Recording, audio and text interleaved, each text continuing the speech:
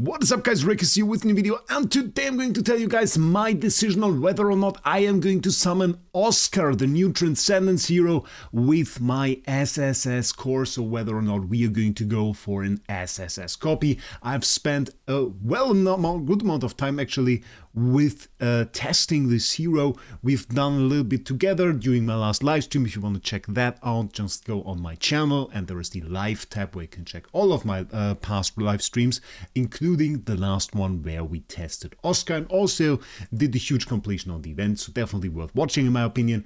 The SSS core, however, I have to say is a very valuable item. It is probably, yeah, it is the most valuable item in the game, I guess. I didn't think about that so far. It allows you to summon any single hero at SSS tier, and the chances to usually do that are not even displayed here. 0.0015% chance to get a hero S or above, so S, SS or SSS. And so there is the decision if you want to use such an item on a hero has to be one that has to be based, well, on proper judgment. And that is a tough one. I struggled with that particularly yesterday. While I really wanted to just throw that thing on Oscar and make him as his S hero because I liked certain abilities of him. And now, with some clarity of mind, I had to take more into account. I want to show that to you guys a little bit. So, first of all, what is so special about Oscar? What is the cool thing about Oscar?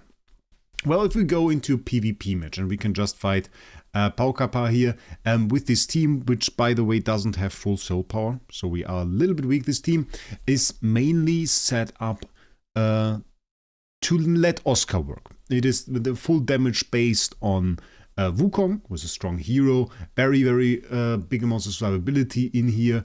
Lacking the Tentacle Star Soul, which sucks a little bit, but the main focus is to allow Oscar to let his ability shine. Oscar inflicts Dazzle, you can see that right there. It looks pretty much looks like stun. You also have like this little twirl here, but those stars there indicate that this is in fact Dazzle. And what does Dazzle do? Well, Dazzle makes all abilities, active skills, basic attacks, and passive skills. And that also includes, by the way, Star Souls. Passive skills in general is a very broad term. It usually just refers to the passive skills that are listed on your hero. But all of the abilities that just trigger when a hero does something, they are also basically coded like passive skills. So it also goes for all the effects accompanying your infusions, all the effects going with Star Souls and everything. They are also basically considered passives for that purpose. And Dazzle makes those changes the targeting of those passive skills and those active and those basic skills from whatever they might have in their skill to just targeting one random hero. So if you have an ability that targets the entire enemy team, this will be changed by Dazzle to just targeting one single hero. And by the way, I've never seen that animation right there. Okay, I have not seen that. I have to watch the video myself now.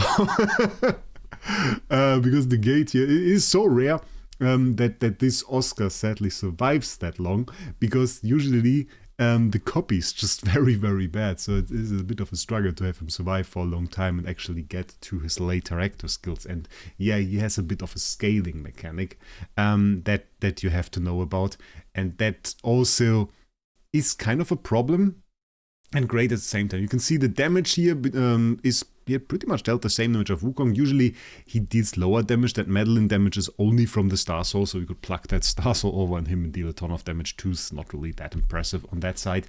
But really, I wouldn't get him if you want damage. Most people had the idea that he has to be a hero that deals huge damage. It isn't the case actually, despite him having an active skill that could indicate it. I mean, we go for it. Active skill deals 1500% of damage to all enemies. Okay, that is not impressive. We have way bigger active skills that we can throw on enemy. Williams, tens of thousands % of attack damage. And I mean, just because there is a huge number in here, that really doesn't mean a whole lot. I mean, we had a huge number on Luna, still nobody plays her. It's 10,000% attack damage, doesn't really matter, so that's not the point. But we can stack on this skill effect Arbitr's Insight. And for every skill effect, for every layer of this, we essentially unlock more damage. And then we have 2 layers, 1500% of block ignoring damage, and then we have 20% of target's max HP, 2500% of attacker's attack. Attacker's attack, by the way, is a common theme in here. Most heroes in this game use their own attack as like a factor. So we have something like this, 1500% of attack, for example. That says that essentially by scaling your own attack, you can increase the damage of this ability. And that is not really the case here. We have caps at 2500% of attacker's attack.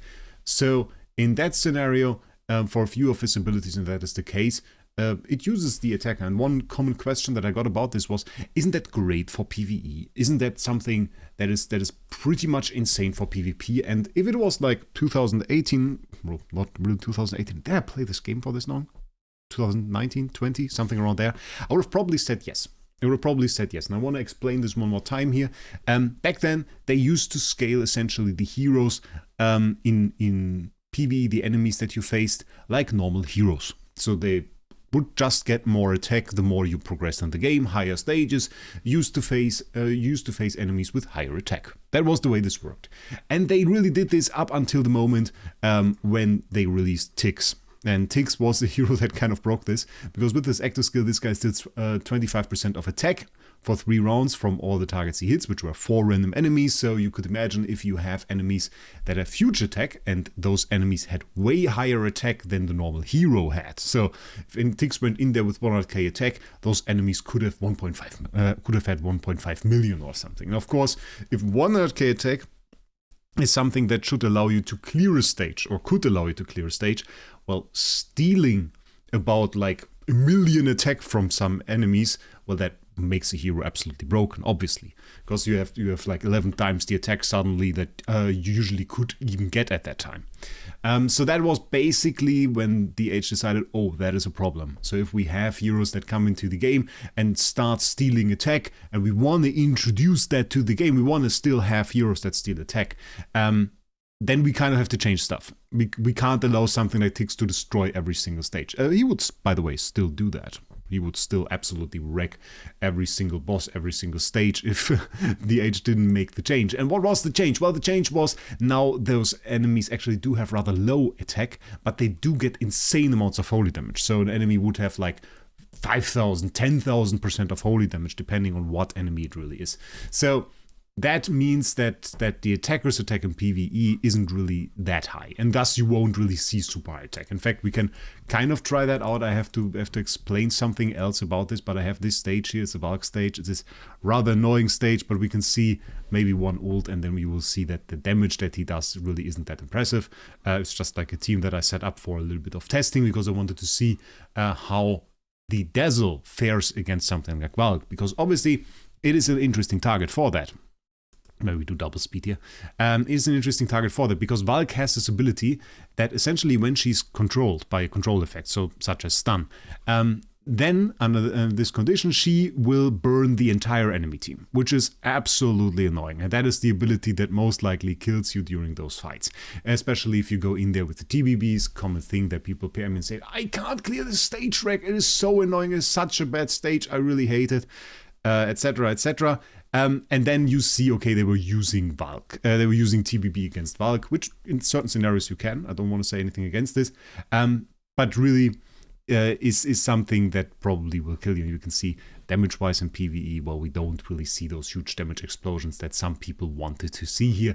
They don't really exist. So from that point on, that is not really something that will work out. And the reason I just stated for that. So not the part that is interesting, but it could be interesting for some applications, especially if you don't really scale him as like your main damage dealer hero. So if you have him as kind of a support or something, and more speed oriented, don't maybe not even have a huge star saw or something on him, well, you will still deal a ton of damage.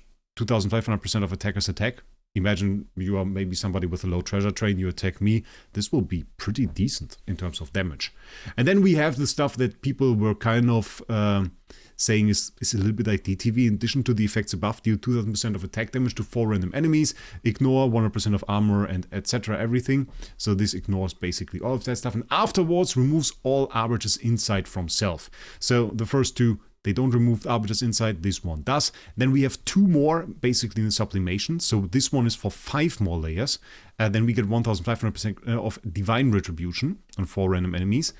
Divine Retribution, if you don't know what that is, essentially that means also that this damage is completely defense ignoring. It has some additional traits. I don't think they actually explain it in here. We can just quickly take a look at Your Tomb, where we actually have an explanation for this skill effect. This effect does not land a crit, so it doesn't matter if you have 100% crit chance or whatever. Crit damage also doesn't scale this, obviously. And its damage is fixed, which cannot be reduced or increased by attributes or skill effects. So it's 1500% of your attack. It doesn't matter if the enemy has damage reduction by attack or whatever, he will be hit with that Divine Retribution. So that is something that is actually pretty strong. Pretty nice ability. And then on the last one, if self has 6 layers of Arbiter's Insight, additionally inflicts energy oscillation, which is actually explained right here. It's the bad one. On 4 random enemies and burns them, dealing damage equal to 10% of their max HP, so that's pretty cool. A little bit of burn there. It's nice actually to have a little bit of damage over time in the hero's abilities, because usually you don't get that anymore. And burn is a nice one because it gets a little bit of Phoenix synergy as well, though this is not really a boss damage hero. Skill effect: for every 1 point of energy the target has, it will receive 10% of attack damage. Yeah, it's not truly huge damage. If your target has 100 energy, it's like 1000. At the beginning of some fights, targets now tend to have like higher energy, but also at the same time you won't have 6 layers of Arbiter's Insight at that time. So is not great. I would have rather seen Outburst of Magic, which is essentially the same effect, but it also reduces the enemy's energy to 0, so it wipes out the enemy's energy. That would have been nice for 6 layers of Arbiter's Insight, I think, but he doesn't have that. So this kind of stuff was for people mostly the association with DTV, and I get it. It's also defense ignoring. It does do decent damage in PvP, not in PvE, however. So yeah. What's the special thing? So the special thing really is the Dazzle. We talked about it for a second already, that we had the Dazzle in there. And when we get the Dazzle really from different abilities, it's kind of hard to really see on the first time when you check out his abilities. We have, first of all, this part. When a battle starts, when self is in battle, a substitute. If self has 100 or more energy, self gains 4 layers of ordnance. So he has a direct buff to himself when having basically 100 or more energy, which kind of incentivizes you to use him with an energy artifact, which I would also say is a great thing, because for every 1 layer of ordnance obtained, increased self all damage reduction by 6%, all damage dealt by 6% for 4 rounds. So initially, if you run him with an energy artifact, that's an immediate 24% all damage dealt and all damage reduction, which is great. Which is really, really great.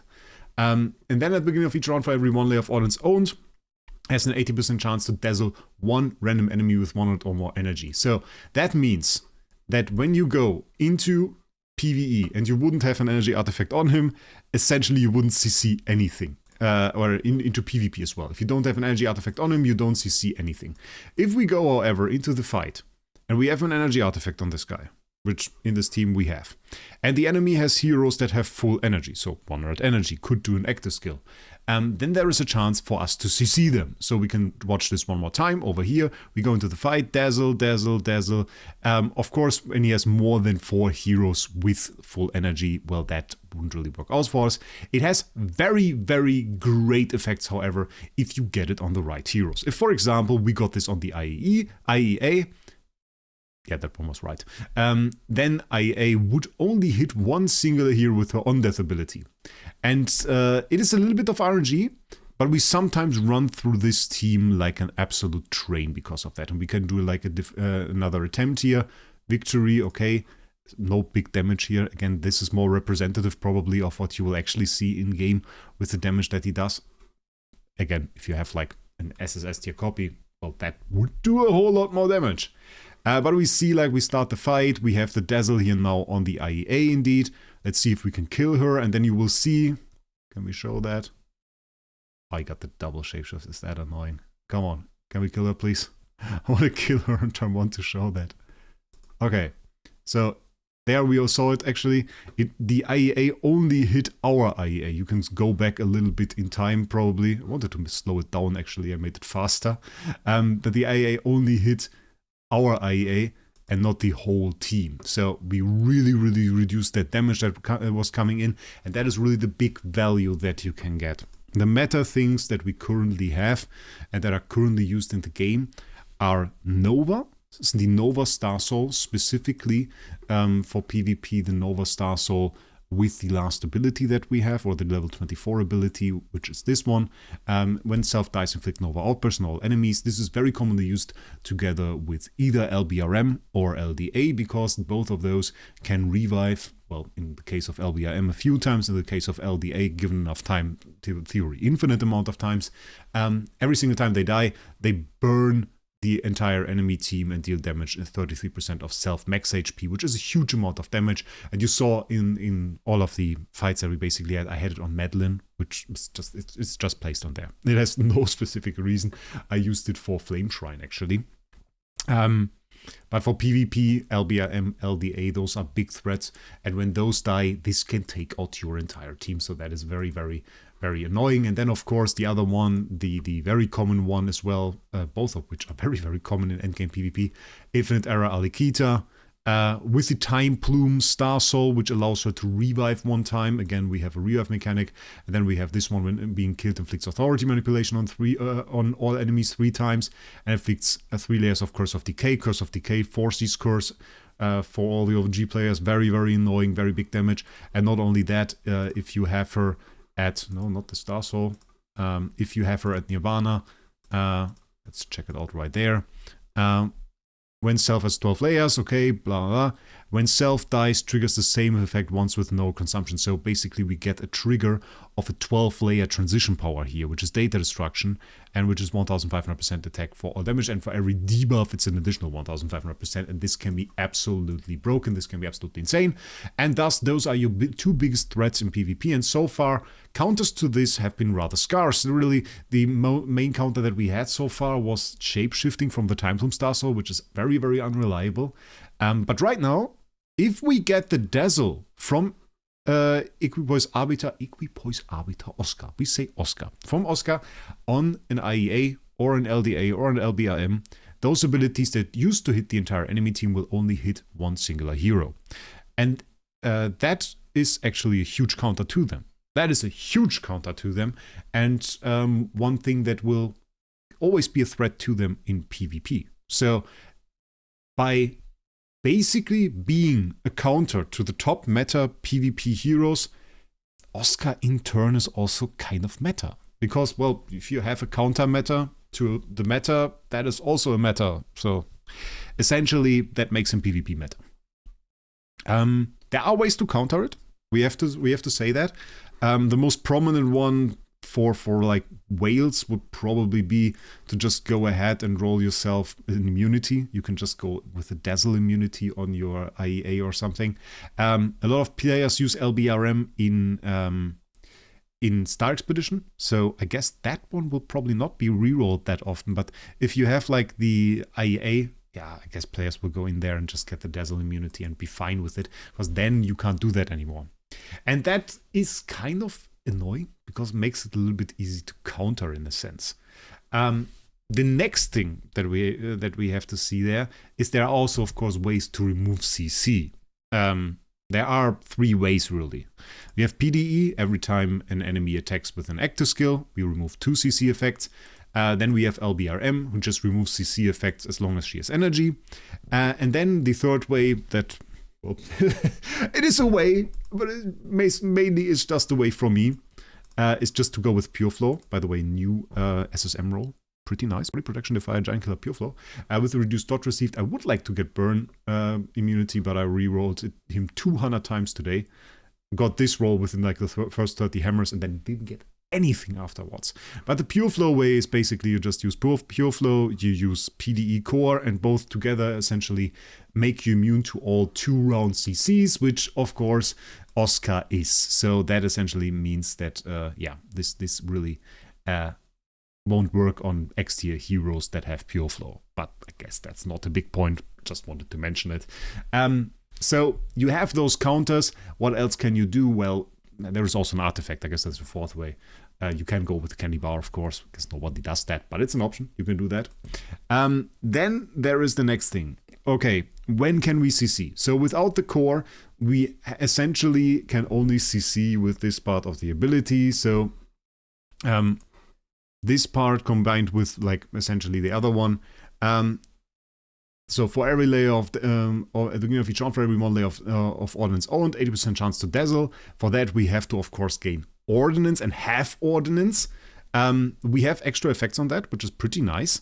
When battle starts or when self is in the battle is substitute, for every one layer of ordnance gained, additionally increases frontline, allies all damage reduction and all damage dealt. So this part also for the frontline, with the ordnance that we gain here, 20% all damage reduction and all damage dealt for frontline heroes is very nice effect. And then when dazzling targets, we also reduce their all damage dealt. So this is also a pretty nice effect that you can't really see in combat, but it's pretty good. And then we have to basically have ordnance at the beginning of the round. And we gain ordnance every time an ally releases an active skill. And then we have an 80% chance to gain 1 layer of ordnance, which increases our attack by 6%, which is cool. But every time an enemy releases an active skill, we have self has an 80% chance to gain 1 layer of Arbiter's Insight, lose enemy's damage reduction, and if self has ordnance, consumes 1 layer of ordnance to deal extra 1000 per second attack damage to the enemy and burn them again. So this will actively reduce our ordnance when enemies attack with active skills. And on the other side, we gain Arbiter's Insight, which in turn increases our ult damage. So that is basically the mechanic that we have here. We need our allies to do active skills so that we gain ordnance. We then also have a way to get extra dazzle, and I would encourage you to use that, which is his core. Basically, every time we gain ordnance, two allies have a chance to increase their energy, and besides, there's a 35% chance to dazzle 1 random enemy for 1 round. If we max that out on level 8, there's a 60% chance to dazzle. If you want that to really apply dazzle, you need some form of control plug or CI offset buffs. How do you gain those? Well, treasure train mainly, but also, of course, a great option to get yourself some control immunity offset is just by going with this guy, control immunity offset, Spirit of Wisdom. It gets extra stat bonus for mages. So this one is a huge increase to control immunity offset. You have the other one in here too. This guy also for mages will also give you an increase there. So get those 2 star spawns if you want to use him. That will definitely help you. The core is really, really good. It kind of depends a little bit on your account. If you have like a low core level, this will not be very reliable. If you have like a ton of buffs to treasure train, and if you maybe have a copy with control break or something, this will be vastly better. But this actually allows us, and this is pretty cool, to CC enemies with dazzle mid-turn. Usually it's like at the beginning of the turn. Per layer of ordnance, we can CC with dazzle. But only targets with full energy. And that again is a problem. It gives him some anti-synergies, we could say. First of all, for the PvE thing. Let's take another look at that stage. When we go in there, we immediately get no CC. So that is rather annoying. Because we have his CC, by the way, there's a little scale there. That is for the ordnance that we have. Ordnance max now, because the enemies did no active skill, but we did active skills, so we have a ton of ordnance. When the enemies start doing active skills, we would gain more Arbiter's Insight. Essentially, by the way, if you CC the enemy stage, you will not really gain Arbiter's Insight, thus his damage will stay rather low. So even if he had the opportunity to deal pretty reasonable damage in PvE, that would be blocked by your own CC. So, bit tough. Damage-wise, we can still CC though, because we only need to gain ordnance for that. Which will in general work out, and then we will usually get like a ton of CC. We can watch a few fights in the background while we talk about this topic. But not having the CC at the beginning of the round is a huge nerf for his PvE capabilities. We have to say that. Because that would be so great if you, for example, were able to just go ahead and get yourself a dazzle on all of these Valks. Then they would only burn one singular hero. You could way better work against them with all forms of CC. You could do a whole lot more stuff there and way easier clear those stages, and it just doesn't work that way. You will have your dazzle on the heroes, and you can see that we have pretty much spread that throughout, and that is nice, but is it really that reliable, and does it help? Well, it depends a little. For me specifically, and now we get to one of the reasons why I personally have come to a decision that you guys might hate, and well, I have to say it now. I won't use my SSS core on him. We will probably get a great copy, some S tier, SS tier, something like this, but I won't use my core on him. And the reason is really, first of all, I don't really like that he can't really CC in void campaign stages at the start of the fight, because that often ends up with like multiple heroes dying, and yeah, this is a bad setup, by the way. It can still clear the stage. I already saw some fights where I was like, no, I need the stage to test. Stop it. Stop hitting a stage. But the worst thing really is, he has really, really bad... he really is not great together with SSM. Why is that? Well, Dazzle is considered, well, the weaker form of Taunt, we could say. Dazzle, if you think about it, it makes the enemy that is dazzled target a random enemy. Taunt also makes that enemy only target one of your heroes, but a specific one. And usually those specific heroes then have skills to accompany that, to kind of get benefits from taunted heroes attacking them. And that is pretty cool. But the way this works out is, essentially, when a hero is dazzled, and you taunt them, that hero will follow the taunt. So will attack the taunted hero. So essentially, in a situation where we have a fight where I use my SSM, I get the entire back row taunted fairly fast. And that offsets the dazzle from Oscar. So in PvE, the dazzle on the back row heroes, as long as my taunt is on them, does absolutely nothing and can't protect my SSM. It can't do that. It can do that if you use something like a DTV, because that guy won't taunt, but my SSM will taunt the back row and thus basically offset 2/3 of all of Oscar's dazzle, which is not too great. If my SSM was burn immune, which I'm working on, that wouldn't be a problem. But in this current situation, Oscar actually has a negative impact on my SSM, because what my SSM does is, well, he taunts, and Oscar can still dazzle already if the enemy is taunt. So if the enemy is taunt, they can also be dazzled. We can see that right here, and it can apply in any order. It doesn't matter. But when, of course, especially this back row Valkyr is already taunted and then gets dazzled, she will follow the taunt and burn my SSM. Guaranteed burn on my SSM every single time, and every single one of her basic attacks and every single one of her active skills will also hit my SSM. So there's a lot of damage coming in from that side, and that kind of gives her a very bad order, and I'm not really ready to separate with my SSM because I really like him. And so Oscar doesn't work for me in my specific situation in PvE. PvP, that's a different story. PvP, that's a great hero. But do I need an SSS hero for that? Do I need the SSS Oscar to make him work there? I don't think so. I don't think like he's such a great hero to X tier. The only stat that I could really have seen for him, I mean, burn immunity obviously always is good, but then you go for body protection, maybe, because we have like this increase to the all damage stat and all damage reduction, yeah, which is nice, but I wouldn't really want to do that and use like all of those resources on this single hero just to get a little bit more all damage dealt on all damage reduction, so that really doesn't do it for me. So that is really the thing where I'm sitting inside like, okay, it's more supportish type hero for me, where I'm very, very fine using an S tier. Maybe I will go for an SS tier if there is an opportunity to get one for a decent price. I think he's a strong hero. And the only thing that I really didn't like is probably his Destiny transition. As what we have there is, after releasing active skill self on 12 or buff layers, it's just again a 12 or buff layers thing, and I don't like those in general. It's not that it's a bad one. We will see consumes 12 layers of them, dealing 3000% of attack damage to all enemies, dazzling 2 random non-dazzled enemies, so extra dazzle chance, which is nice, and then we get 1000% of divine retribution on those dazzle targets, which is pretty good. I mean, like, we have a pretty good amount of dazzle that is applied to the enemies in general, and then you have some nice abilities including in that. We have another reduced targets damage reduction in here.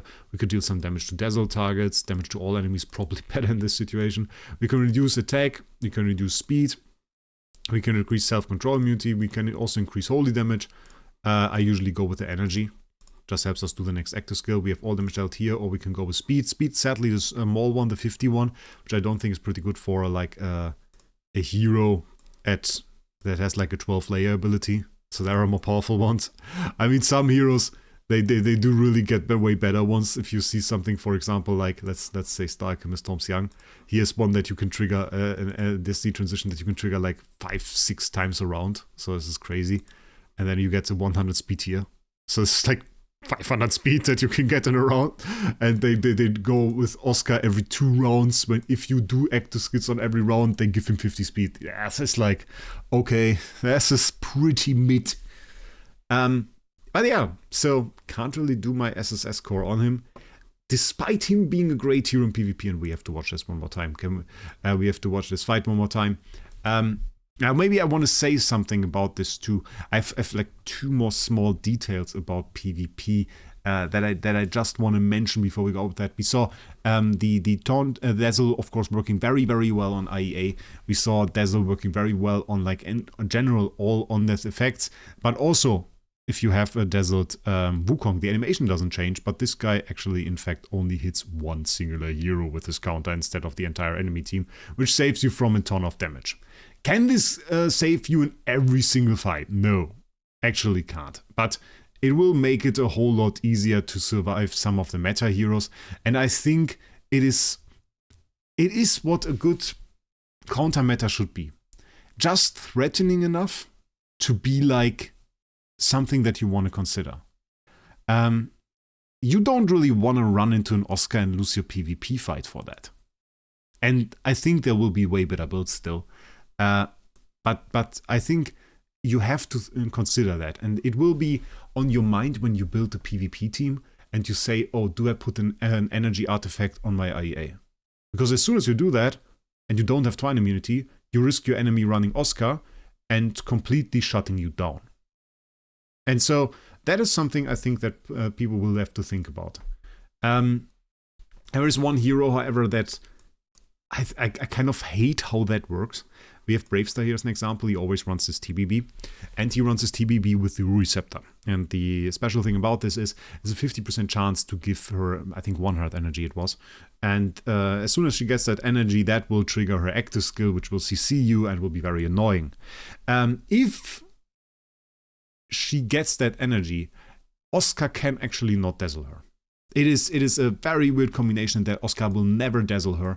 We can go into a fight. If she gets the active skill, we lose actually with this team because it's not set up to do that. Yeah, you can see she won't be dazzled because, and I think this is the way that it works, basically her gaining energy that triggers at the same time as her other passive skills. So it's just her turn to do passive skills, and then the game will say, okay, what do you do? Okay, you gain 100 energy, and because you gained 100 energy, you immediately do your active skills. So when Oscar's time is to do active skills, he will check and he will see, oh, she has no energy. And that will immediately be like a problem. If you place him further back, I think you can dazzle her, but it's not really, yeah, it's not very great. So we can try one more time, but we already saw she got full energy and she didn't get dazzled. Now she has, of course, been energy drained, which is not that great. Yeah, we can watch this fight one more time. So against those situations, it is kind of bad. If your enemy uses an energy artifact, and I think this is still more common in the endgame, if we see like a TBB, she's a bit off meta now.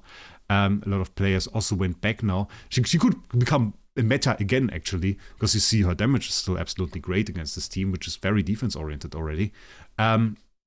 But if you go into the fight here, you won't have a very good time with Oscar trying to counter her.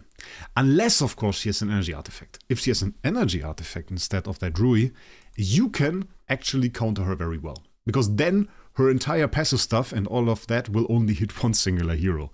So effectively, Rui TBB is now a bit better than before. And energy TBB now is pretty much a risk. So if you run energy TBB, I wouldn't recommend that. You're pretty much positioning yourself to be absolutely countered by Oscar. If we put all of those together now, all of those details, PvP is really his main part. PvE can work, is a little bit wonky at certain positions. It can make it so you survive easier. And I think he's fairly strong still. But not having CC on the first round is kind of annoying. Boss damage, there is nothing.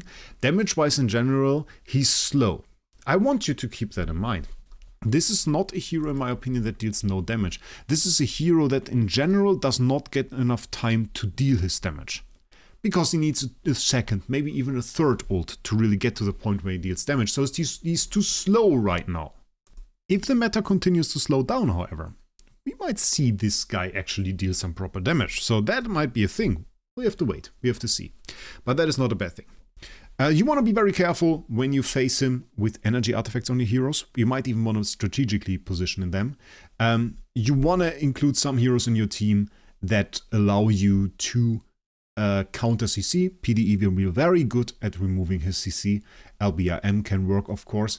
You want to make sure that your vulnerable heroes, especially vulnerable heroes, the ones that you want to have do the active skills and passive skills and hit the entire enemy team, stuff like TBB, stuff like IEA, stuff like LBRM are especially protected either by not having an energy artifact at the beginning of the fight, which, I mean, in the situation of IEE is a bit difficult, by having Dazzle immunity, which can be very good, or by just having enough heroes on your side of the board and enough tankiness on your IEE. Many people run her very squishy to have her die immediately, to get rid of this bloody Dazzle before she dies. Or in the case of TBB, I would recommend Rui, because then you have an easier time. The deific Rui, I mean. Because then she can't actually be countered by Oscar. So that is kind of working very well. You will immediately reap her benefits in 50% of the time, and that will be very, very good for you. So we have like the 50% chance for 100 energy, as I said. So that is probably it. Again, sadly, no SSS core. We'll probably get a nice copy soon. And I also, by the way, I did full experiment here. We have 15 enable infusions, and we actually do have some skill tree stuff on him. And if you want to see some more content for Oscar, then definitely let me know down below. We can try some more stuff. I think we'll definitely do videos still with like his full PvE performance, maybe some boss stuff even. Maybe we try some stuff there. We will definitely get a good copy of him, because I like him. It's not a hero that I want to ignore. I want to get a good copy. And yeah, so that is all I want to say about this. Hit that subscribe button if you want to see more of my videos. I would definitely appreciate this. Thank you guys for that. Check out SG Hub, where you can get the cheapest starry gems to get yourself some very nice copies. We get the best prices over there, save 75% over in-game prices, because I get asked so often about this. No, you won't get banned in-game. Buyers never get banned in-game, it's just a thing. Basically, everybody you see on the leaderboards, I can tell you right now, it's not a big secret, they buy their starry gems. Maybe not on SG Hub, as a lot of those do, but not everybody, of course. But they do buy starry gems, not in-game, basically. So, just saying that about, well, everybody. Maybe some. Maybe somebody buys it there. I don't know. Everybody that I know basically buys it, not in-game, because it's 4 times as expensive, which is ridiculous. But okay. Other than that, I just wish you guys a great day. We'll see us in the next one.